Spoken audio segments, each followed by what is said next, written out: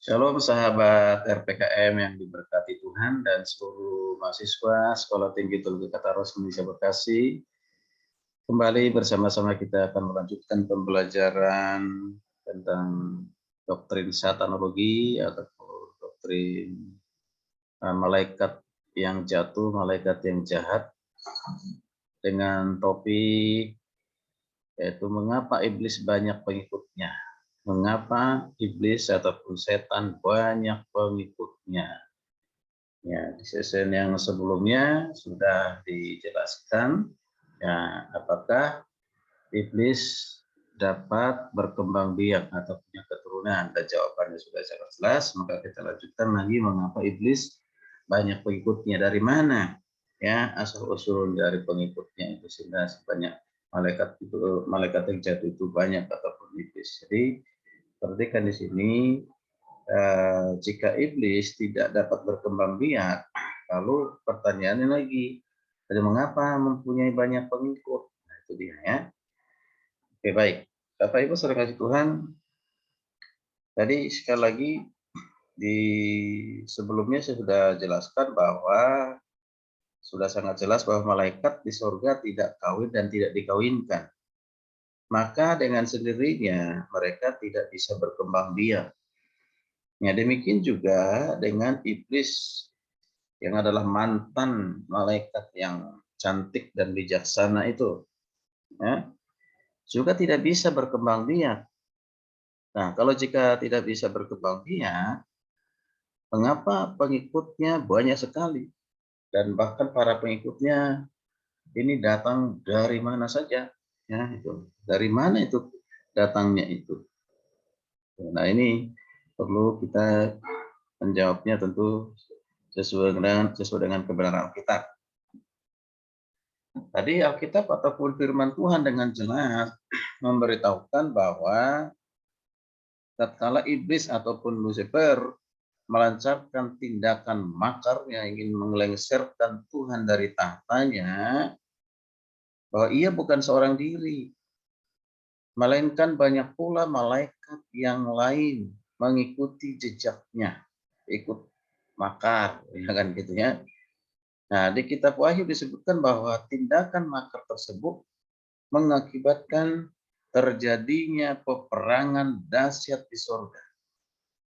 Para malaikat yang makar di bawah pimpinan Lucifer memberontak atau makar dan mau menjatuhkan Tuhan yang Maha Tinggi.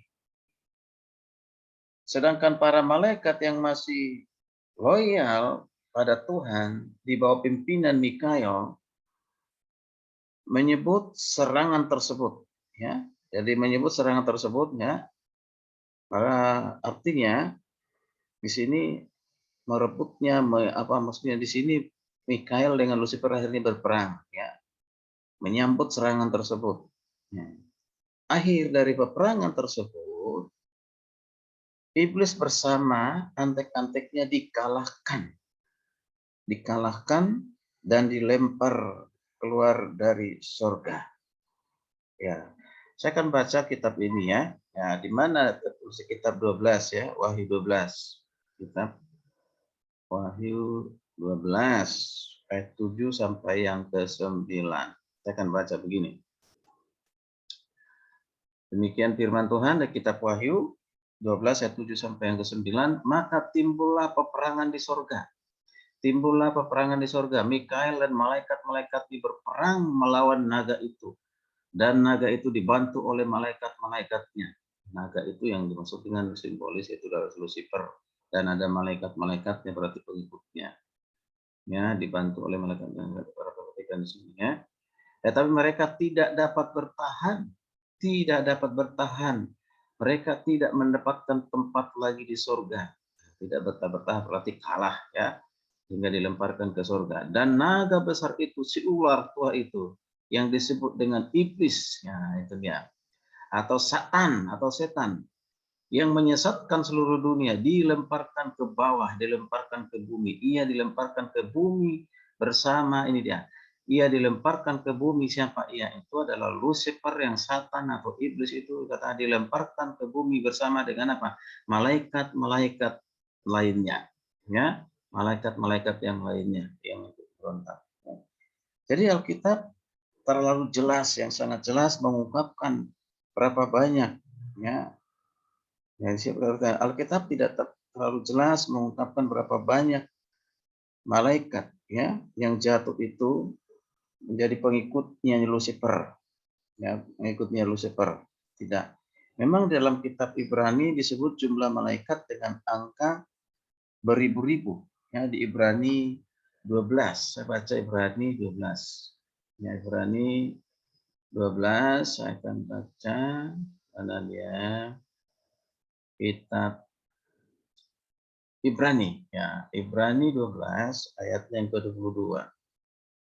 Kata gini, tetapi kamu sudah datang ke Bukit Sion, di kota Allah yang hidup, Yerusalem surgawi, dan kepada beribu-ribu malaikat suatu kumpulan yang meriah, beribu-ribu malaikat, ya, beribu-ribu malaikat.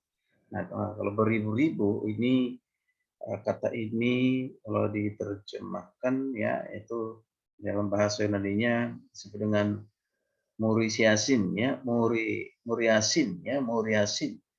Muriasin itu berarti tidak terhitung, ya, tidak terhitung, ya. Jadi Alkitab juga menyebutkan, ya, Alkitab juga tidak menyebutkan berapa jumlah malaikat yang mengikuti jejak iblis, tetapi dalam kitab Wahyu, Wahyu 12, balik ke Wahyu 12 tadi yang kita sudah baca, tapi ayat yang lain, Wahyu 12 ayat 3 sampai 4 saya baca, ya. Nah, Wahyu 12 ayat 3 sampai 4 berkata demikian. Maka tampaklah suatu tanda yang lain di langit, dan lihatlah seekor naga merah, padam yang besar, berkepala 7 dan bertanduk 10, dan di atas kepalanya ada 7 mahkota, dan ekornya menyeret sepertiga, ini dia, dan ekornya menyeret sepertiga dari bintang-bintang di langit dan melemparkannya ke atas bumi. Nah, ini ada di sini simbolisnya, ini menunjukkan kepada, ya, Lucifer, setan, ya, membawa sepertiga malaikat itu, akhirnya memberontak kepada Tuhan, dikalahkan, tidak bisa bertahan, akhirnya dilemparkan ke bumi beserta dengan pengikutnya, dikatakan sepertiga, ya, sepertiga.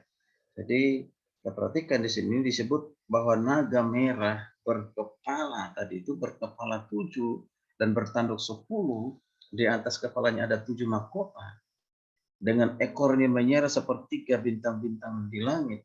Di ayat ini sudah sangat jelas, ini dengan keterangan yang diberi melalui kitab Wahyu dapat diketahui bahwa Lucifer sewaktu melancarkan tindakan makarnya, ya, makarnya sangat banyak, yaitu sepertiga penghuni surga, sepertiga penghuni surga.